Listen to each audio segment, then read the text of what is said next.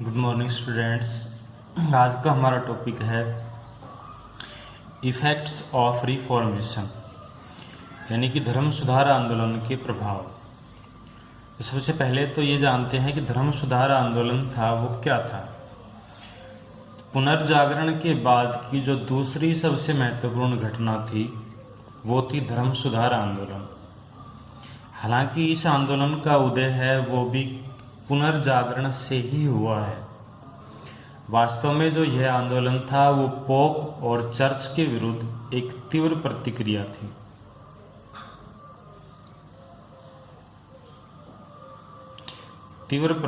थी। जो 16वीं शताब्दी में यूरोप के देशों में विकसित हुई। 16वीं शताब्दी से पहले जो चर्च था वो दो महत्वपूर्ण संस्थाओं में बटा हुआ था। एक थी उसकी ग्रीक ऑर्थोडॉक्स, जिसकी पृष्ठभूमि थी पूर्वी यूरोप, नोट करें। दूसरा था रोमन कैथोलिक, और जिसकी जो पृष्ठभूमि थी वो था पश्चिम यूरोप।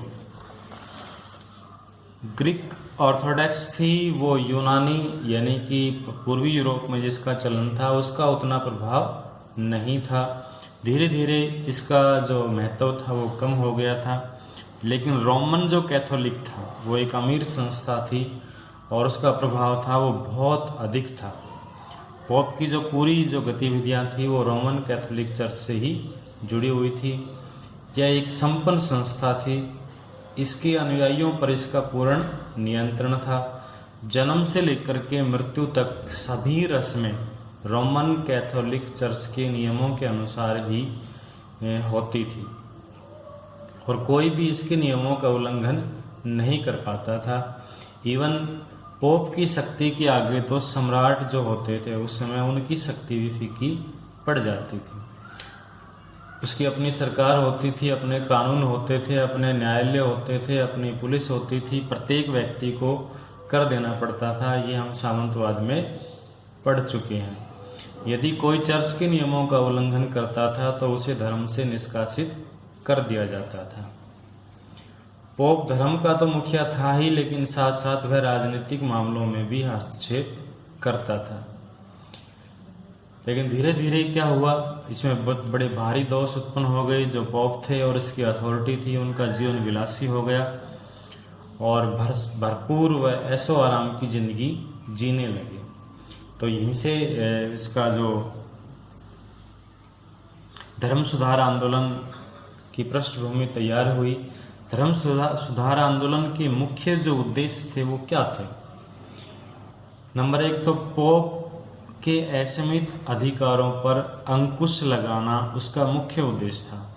दूसरा था चर्च जो अधिकारियों के नैतिक जीवन में बदलाव लाना था। तीसरा था चर्च में फैले भ्रष्टाचार को समाप्त किया जाए।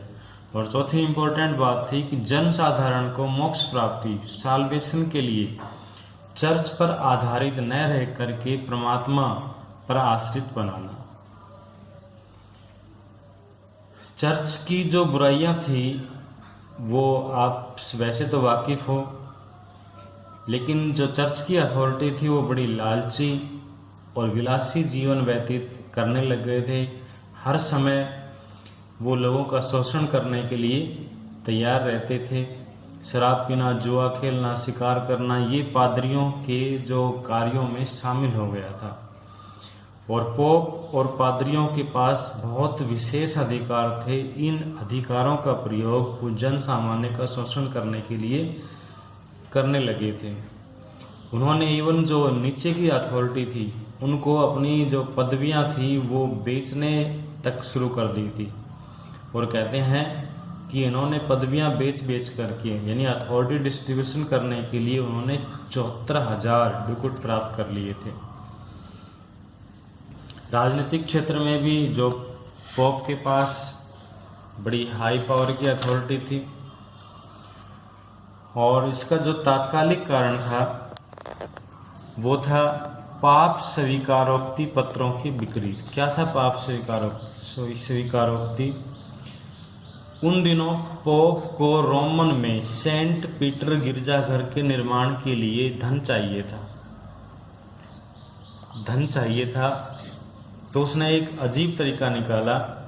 उसने धन इकट्ठा करने के लिए पाप स्वीकारोक्ति, सेल्फ ऑफ इंडगलेंस, इन धन इकट्ठा करने के लिए एक पत्र बनाए और इन कहा गया कि जो भी इन पत्रों को सोने के सिक्कों से खरीदेगा वो पापों से मुक्त हो सकता है। जब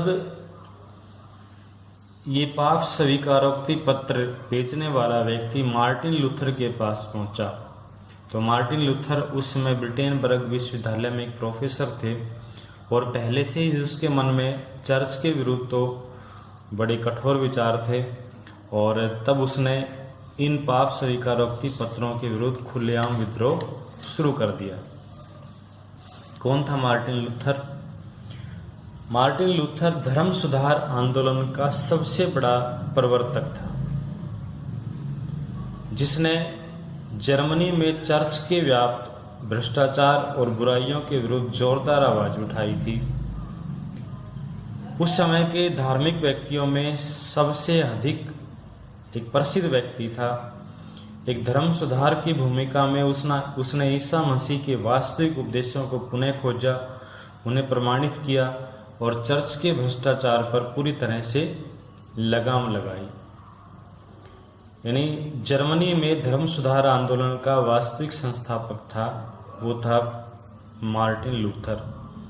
उसके पिता उसे वकील बनाना चाहते थे, लेकिन उसने वकालत की शिक्षा तो ली, लेकिन साथ साथ ही उसने धर्म शास्त्रों का अध्ययन भी किया और इम्फर्ट विश्वविद्यालय से उसने उच्च शिक्षा ग्रहण करने के बाद वो वहीं पर पादरी बन गया और धर्मशास्त्र के प्रोफेसर के पद पर वहाँ पर नियुक्त हुआ।